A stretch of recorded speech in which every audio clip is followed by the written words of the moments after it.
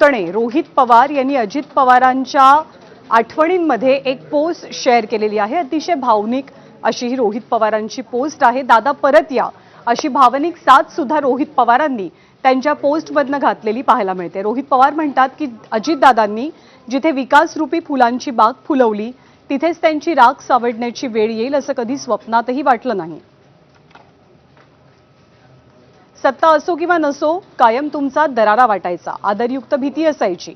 तुमचं सार्वजनिक वावर बघून तुम्हाला न भेटलेल्या अनेकांना तुम्ही फणसाप्रमाणे कठोर वाटायचात। पण तीच व्यक्ती जेव्हा तुमच्या संपर्कात यायची तेव्हा फणसातील रसाळ आणि मधुर गऱ्याप्रमाणे तुमचा स्वभाव पाहून ती तुमच्या प्रेमात पडायची।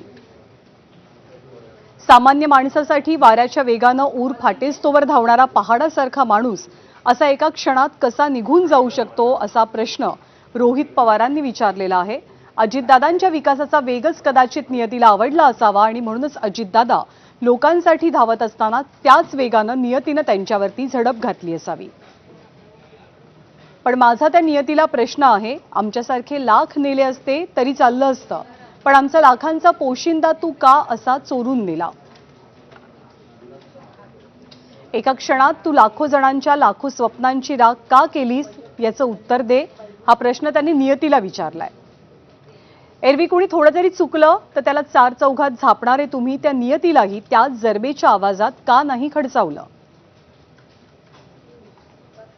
दादा, तुमचा आवाज ऐकून ती नक्की घाबरली असती, पण तुम्ही तिलाही नाराज केलं नाही।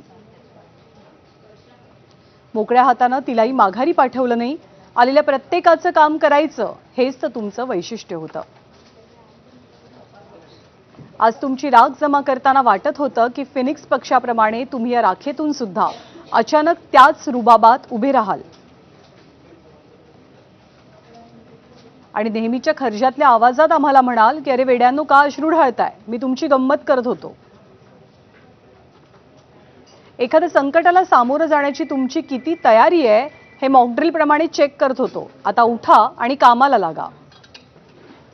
महाराष्ट्रासाठी, इथल्या सामान्य माणसासाठी आपल्याला खूप काम करायचंय, चला उशीर करू नका।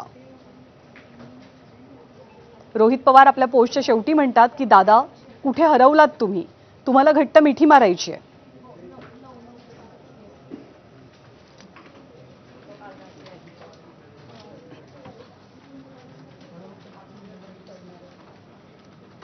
तर रोहित पवार यांनी आपल्या आठवणी या एक्स पोस्टच्या माध्यमातून शेअर केल्यानंतर अनेकांना रोहित पवारांचं आणि अजितदादांचं ते